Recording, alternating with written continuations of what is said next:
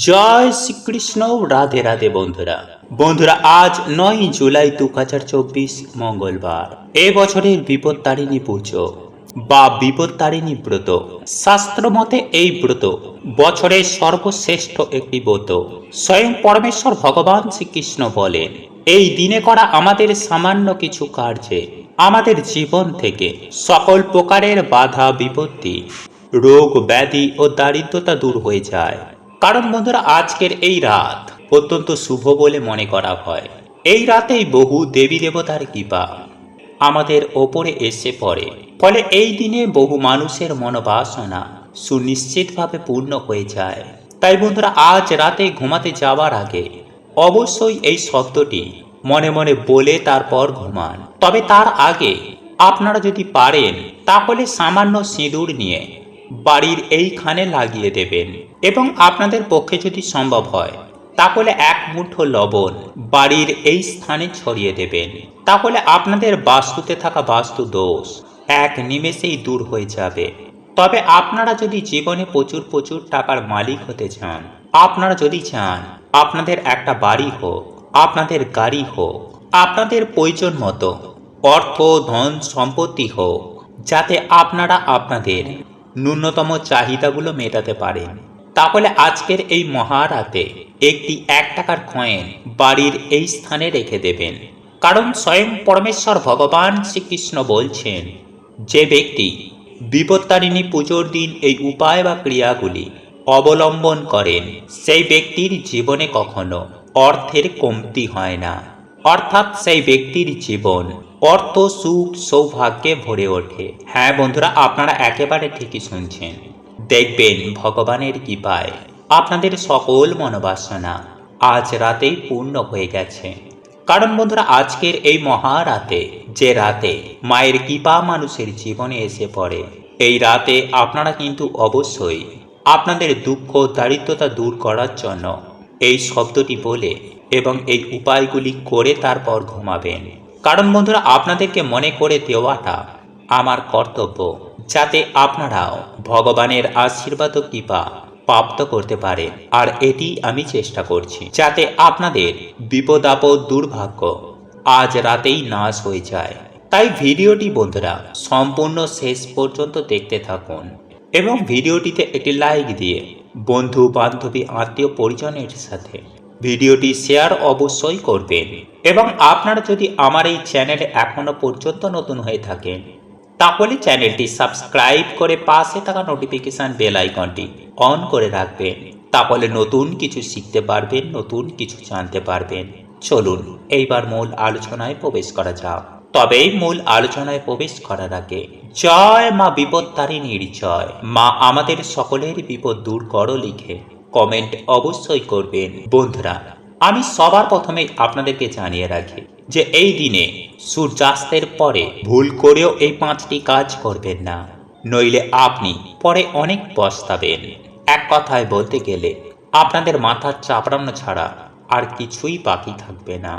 হ্যাঁ বন্ধুরা, সূর্যাস্তের পরে এমন কিছু কাজ আছে যা ভুলেও আমাদের করা উচিত নয়।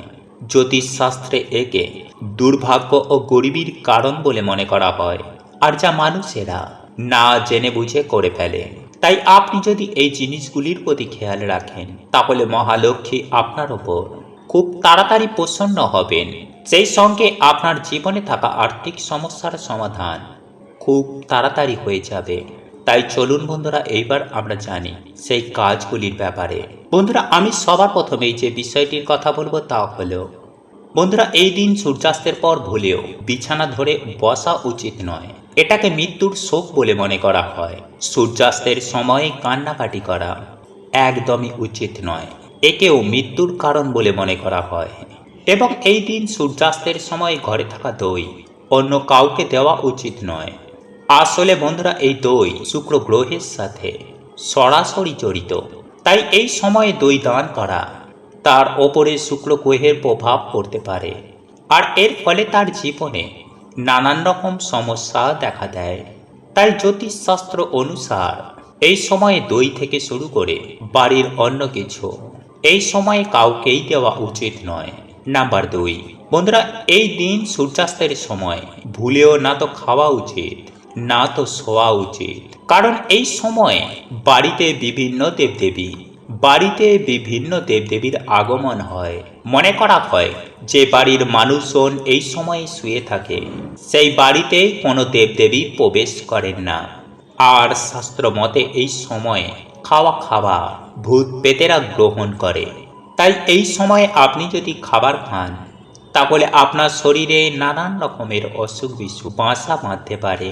নাম্বার 3, বন্ধুরা, এই দিন সূর্যাস্তের পর ভুলেও বাড়িতে ঝাড়ু বা ঝাঁট দেওয়া উচিত নয়।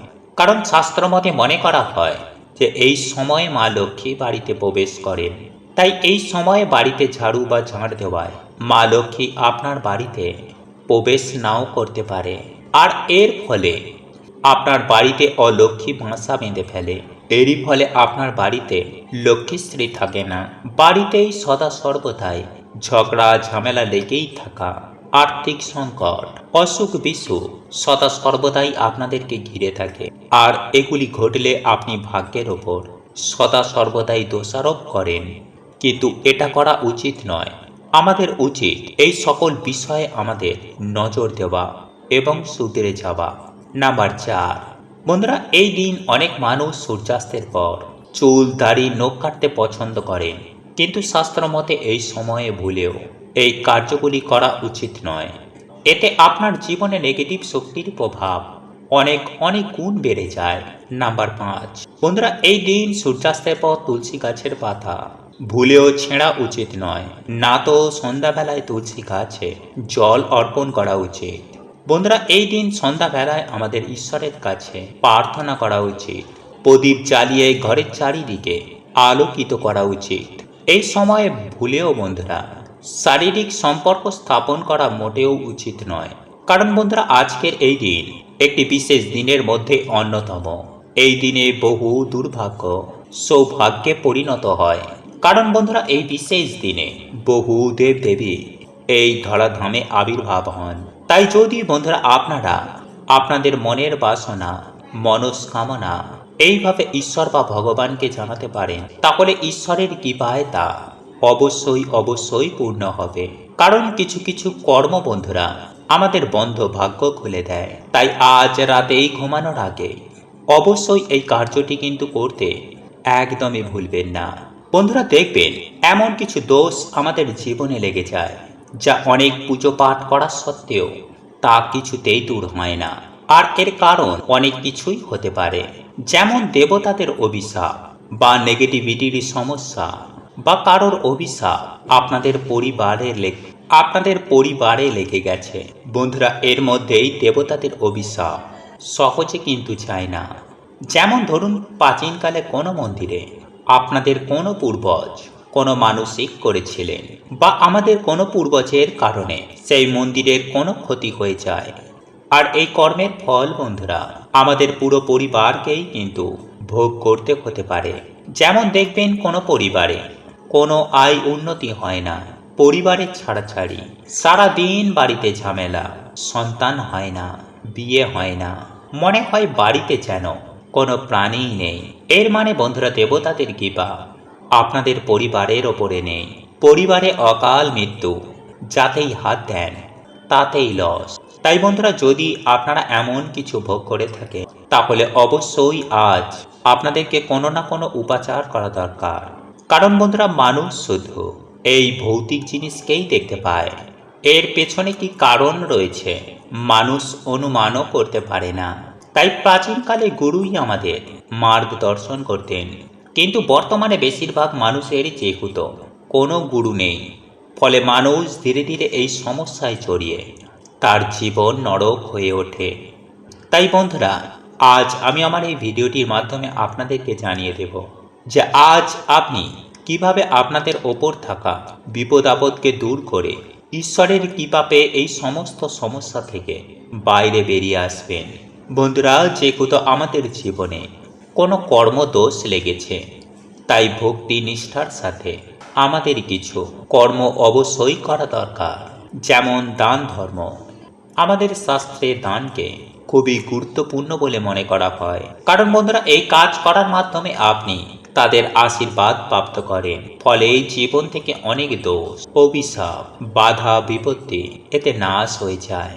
যেমন এই দিন পশু পাখিকে অন্ন দান করলে, কোনো গরিবকে বিভিন্নভাবে সাহায্য করা, তা পয়সার দিক থেকেই হোক কিংবা বিদ্যার দিক থেকে, এতেই কি হবে বন্ধুরা, আপনারা তাদের আশীর্বাদ পেয়ে আপনার বিকর্মের নাশ হবে। ফলে আপনারা ঈশ্বরের কৃপা প্রাপ্ত করবেন। নাম্বার 2, সেবা। বন্ধুরা, আপনারা যত মহান মহান ভক্তদের জীবনী পড়বেন, তারা ঈশ্বর নয়তো মানুষের অবশ্যই সেবা করতেন। যদি আপনি কর্মযোগ পালন করতে চান, তাহলে মা বাবা, পশু পাখি বা বিভিন্ন মানুষের অবশ্যই সেবা করুন। আর যদি আপনি ভক্তি যোগ পালন করতে চান, তাহলে মন প্রাণ দিয়ে শুধু ঈশ্বরের ভক্তি করুন। আজকের দিনে এত ঈশ্বরকে স্মরণ করুন, যাতে ঈশ্বর আপনার প্রার্থনা শুনতে বাধ্য হয়ে যান। তাই চলুন বন্ধুরা, এইবার আমরা জেনে নিই যে আজ রাতে আপনারা কোন কোন প্রক্রিয়াগুলি করবেন। বন্ধুরা, আজ সকল দেবদেবীর আশীর্বাদ প্রাপ্ত করার জন্য রাতে ঘুমানোর আগে 1 মুঠো লবণ নিয়ে আপনার মাথার ওপরে অ্যান্টি ক্লক ওয়াইজ 7 বার ঘোরাবেন। এই একই লবণ আপনারা আপনাদের বাড়ির প্রত্যেকটা সদস্যর মাথার ওপরে অ্যান্টি ক্লক ওয়াইজ এই 1 মুঠো লবণ ঘুরিয়ে নেবেন। তারপর এই লবণ আপনারা আপনাদের বাথরুমে ফেলে ভালো করে হাত পা ধুয়ে নেবেন। এরপর পরিষ্কার পরিচ্ছন্ন জামা কাপড় পরে একটি প্রদীপ জ্বালাবেন, 2টো ধূপকাঠি জ্বালাবেন এবং এই প্রদীপ আর ধূপকাঠি নিয়ে আপনারা আপনাদের বাড়ির তুলসী তলায় যাবেন। সেখানে গিয়ে মাতা তুলসী মহারানীর কাছে এই ধূপ ও প্রদীপ দিয়ে মাতা তুলসী মহারানীর আরতি প্রদান করবেন। কারণ বন্ধুরা, আপনারা প্রত্যেকেই জানি এই তুলসী গাছে সমস্ত দেবদেবীর বাস। এবং এই প্রদীপ ও ধূপকাঠি দিয়ে আরতি যখন করবেন, তখন 3 বার মনে মনে বলবেন, হে কৃষ্ণ করুণা সিন্ধু দীনবন্ধু জগৎপথে গোপেশ ও গোপিকাকান্ত রাধাকান্ত নমস্তুতে। বন্ধুরা, এই মন্ত্র জপ করার পর আপনারা এই প্রদীপ আর ধূপকাঠি তুলসী তলায় নামিয়ে রাখবেন। তবে একটি বিষয় মাথায় রাখবেন যে আপনারা এই সময় তুলসী গাছে ভুলেও হাত দেবেন না। এরপর আপনারা আপনাদের ঠাকুর ঘরে যাবেন এবং সামান্য একটুখানি সিঁদুর গুলবেন এবং একটি 1 টাকার কয়েন নেবেন। ওই টাকাটির ওপরে একটি নারায়ণ চিহ্ন বা একটি স্বস্তিক চিহ্ন অঙ্কন করবেন। তারপর ওই টাকাটি আপনারা হাতে নিয়ে 3 বার এই মন্ত্রটি জপ করবেন। তবে আপনাদেরকে বলে রাখি, এই উপায় বা ক্রিয়াটি আপনারা আপনাদের ইষ্ট দেবদেবীর সামনেও করতে পারেন, নতুবা মা দুর্গা, মা কালী, নতুবা মা লক্ষ্মীর সামনেও এই উপায়টি করতে পারেন। তবে এই সময়ে আপনাকে যে মন্ত্রটি বলতে হবে তা হল ওম জয়ন্তী মঙ্গলা কালী ভদ্রকালী কপালিনী দুর্গা শিবা ক্ষমা ধাত্রী সাহা সদা নমস্তুতে। বন্ধুরা, এই 1 টাকার কয়েনটি হাতের মধ্যে রেখে এই মন্ত্রটি 3 বার পাঠ করবেন।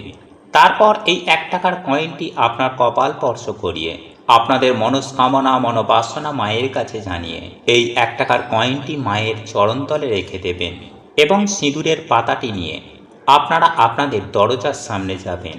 আপনাদের বাড়ির যে প্রধান দরজা আছে, সেই প্রধান দরজার মাথার ওপর দিকে এই সিঁদুর দিয়ে একটি স্বস্তিক চিহ্ন নতুবা নারায়ণ চিহ্ন অঙ্কন করবেন এবং এক্ষেত্রেও এই একই মন্ত্র আপনারা পাঠ করবেন। মন্ত্রটি হল ওম জয়ন্তী মঙ্গলা কালী ভদ্রকালী কপালিনী দুর্গা শিবা ক্ষমা ধাত্রী স্বাহা সদা নমস্তুতে। বন্ধুরা, এই মন্ত্রটি জপ করে আপনারা এই স্বস্তিক চিহ্ন বা নারায়ণ চিহ্ন অঙ্কন করবেন।